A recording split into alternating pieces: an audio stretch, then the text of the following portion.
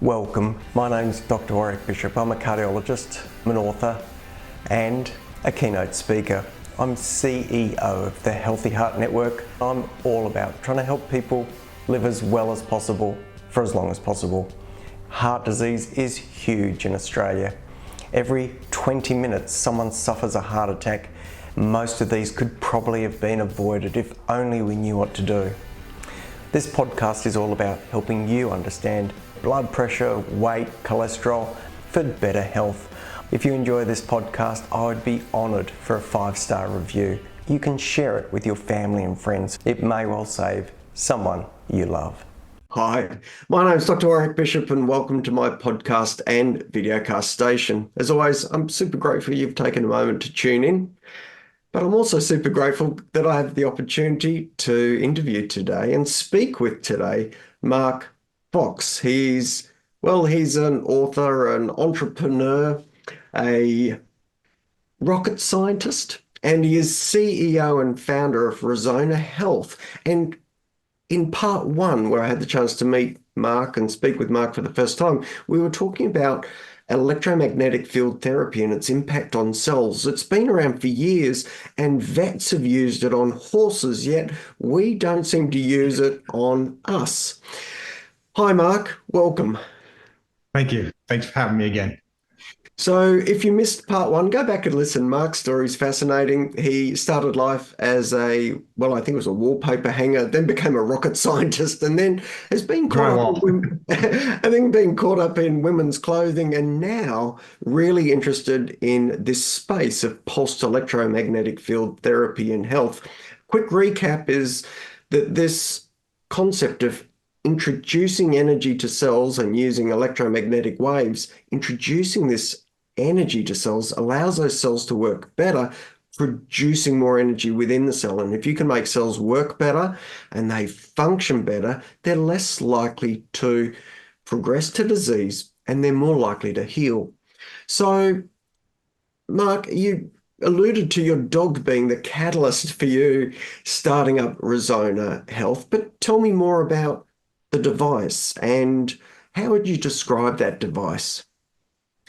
Well, it looks like, if anyone's old enough to remember an old iPod, the first music players before the little stick, I purposely designed it for familiarity to look like that. So it has the wheels and the function and the user interface. Most people will not get this, plus I think it's cool.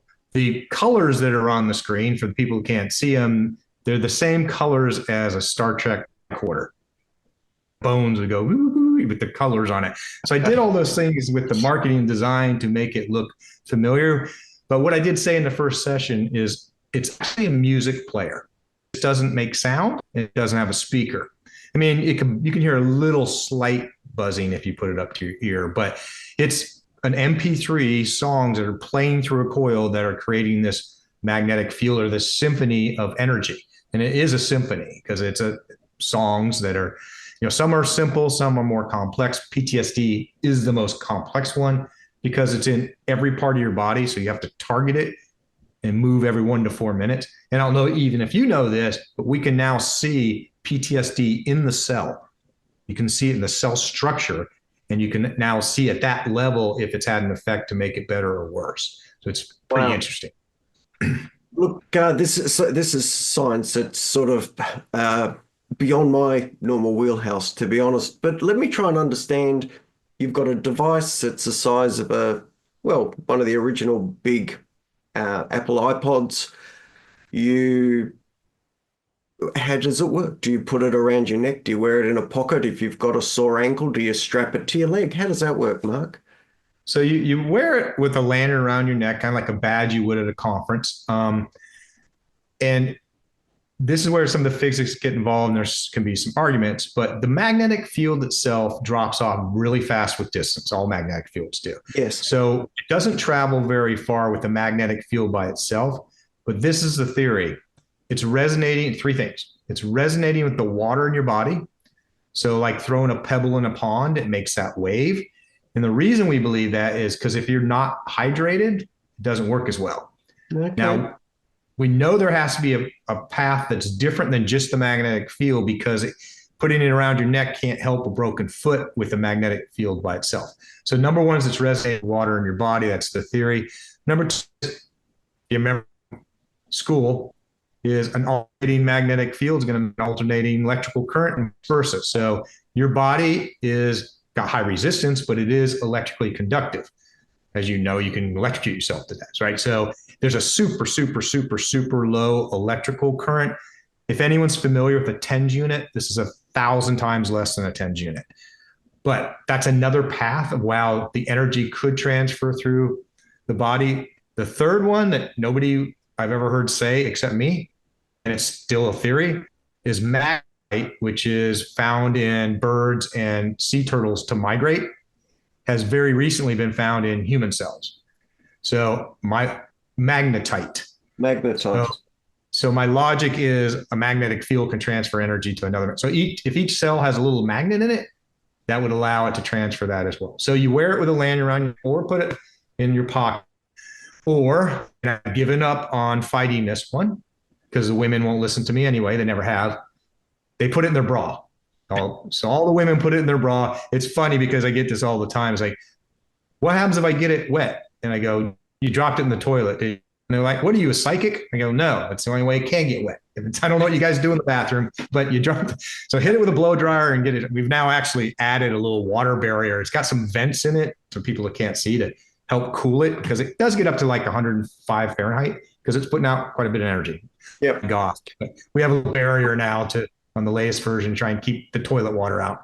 But let me offer a fourth potential mechanism. If you're able to hang it around a lanyard and still see benefits remotely, perhaps as the cells, red blood cells, white blood cells of the body are passing through the region, they're being charged, then moving out, and they may be moving more freely or functioning better or transferring oxygen better, or the white cells may be repairing better or reducing inflammation more effectively because they're, if you like, being charged up centrally and then going out to do their job distally in the tissues. I'm not sure. I've got an idea, but conceptually that sounds possible to me because the blood will be flowing right underneath where you're wearing your device.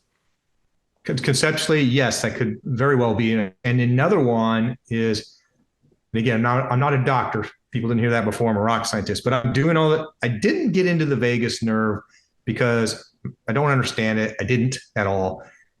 Been studying it and studying it and studying and seeing how much data is. If you tone your vagus nerve, if you get it at the right frequency and harmony, it fixes a lot of stuff. Okay. So actually researching and saw a doctor presenting. There's a TED talk, I believe. And the vagus nerve, connected to your brain, it comes down both sides of your neck. And in humans, it actually makes kind of a curve at the sternum, then goes to all your organs and the rest of the body. So the device we're going to have coming out the first of the year is a pendant that you wear like a necklace at the vagus nerve. And so this is, I mentioned on the first episode that one of the biggest studies of one of our competitor partner pals, okay, they did a huge vagus nerve toning study, found out we know what the right frequency is. We know what the right song and recipe is now. They did 40 people on PEMF and vagus nerve. So I'm trying to come up with a attractive wearable that's a necklace that a man or a woman could wear. And this device, the Vibe, I tried to make it as simple as I could. It's alphabetical. You pick the one you want, you hit play, you put it in your pocket. One is way easier, which it doesn't seem possible. You hit the on button. That's it. You can't do anything. There's no power level. There's no screen. You don't select anything. So I'm trying to make this one so simple. It shouldn't need any instructions. It's kind of like... And that new device is vagus nerve specific? Yes. Yeah. Okay. Whereas what do you call your other device, the pocket device? Vibe. What do you call it? Vibe. VIB. So the vibration. The Vibe device you would wear it in the same place, but it might have an influence on the vagus if you hit the right program, and it might have an influence on other things. Would that be correct? That's absolutely right. You were writing right now because the one I was just talking about, the pendant doesn't exist yet. So we were doing the vagus nerve study with this first. Perfect. To make sure it's working. Yes. Makes sense. So for those listening, I really do think this area is way underrepresented in medicine. There are robust studies just to validate Mark's position on this. Some of those studies have shown in double-blind randomized trials using pulsed electromagnetic field therapy can halve fracture healing time. And that really got my attention. In your own experience with your Vibe device, Mark, have you seen healing of things like wounds or bones influenced by people wearing the device around their neck, or anecdotal or any observational recorded data in that space? Absolutely. And I can't say his last name because it's about 90 letters, right? Doctor, he's a veterinarian in Colorado. He uses this technology and my device 20 to 30 times a day for spayed neuters, for wound healing. Okay. So we use it on horses quite a bit because they hurt themselves a lot. Yep. This is kind of a cool one. What we're right now is I'm working with the zoo because the zoo animals hurt themselves and each other. And it's the strategy that we have there is on a horse, we can strap it on their neck with an elastic band on their vagus nerve. Horse love it. They're fine with it for relax and balance and allergies and stuff. Rhinoceroses don't want anything strapped to them, nor do giraffes. So what we're doing is you can actually infuse it into water in creams, epidermal creams. And so, by the way, you're a doctor. I can actually get, if I wanted to, I could get cocaine easier than I can epidermal cream. It's like, you can't get it stuff if you're not a doctor, but we're trying to test some of that stuff is to infuse the energy into the cream. And anecdotally, it shows that the frequencies will stay in water about 6 hours and cream about 30 days. Wow. So for wound healing on elephants and rhinos and porcupines, whatever in a zoo, we're testing all that stuff as well. And I did a very, very large study with dogs and PTSD. And it's a no-kill shelter here in Florida that's 850 dogs. My rationale was all of them, or a large percentage, could have PTSD because they're in jail and they didn't do anything wrong. Yep. What I didn't know, and I screwed up, was what I measured was cortisol, assuming cortisol would come down if PTSD symptoms came down. That isn't true. People and animals with PTSD already have a low cortisol. So it screwed up the whole study. I was like, what I've now learned after I spent all that time and effort on it was the main measurement to use, and the Veterans Administration agrees now, to measure success in PTSD is, does your heart rate variability go up? Yeah. So we're targeting everything on heart rate variability on these studies now, but live and learn. Yeah, no, absolutely fascinating. So tell us where, if there are people listening, where would they be able to get a Vibe device? For those in Australia, there's every chance I'll be reaching out to Mark after this podcast and organising to bring some in. So if you want to explore whether a Vibe device is good for you, drop us a note at info@drwarrickbishop.online and I'll have those devices. We'll be getting some in and hopefully helping Mark get these wonderful pulsed electromagnetic field devices into Australia. But for those who want to know more about you on the website, tell us a bit about where they go and what they can look for, Mark. So what we'll do is for your listeners, we'll just create a unique page, rezona.health, there's no .com, and we can / whatever we want to call it. We can call it Dr. Bishop if you want. That sounds great. So rezona.health / Dr. Bishop. And just so everyone knows, we ship worldwide for free. Right. So rezona.health / Dr. Bishop / Dr. Bishop. / Sounds perfect. And they retail for $399. We'll give your listeners $150 off so they can get them for $249. So it's Far better crying a $7,000 mat, which is what a mat's going to cost you. Mats are very expensive. Well, that's an amazing opportunity. I really appreciate the discount. I'm sure those listening would appreciate the discount. I have been blown away by our own experience in our wellness center with pulsed electromagnetic field therapy and the impact it has on people.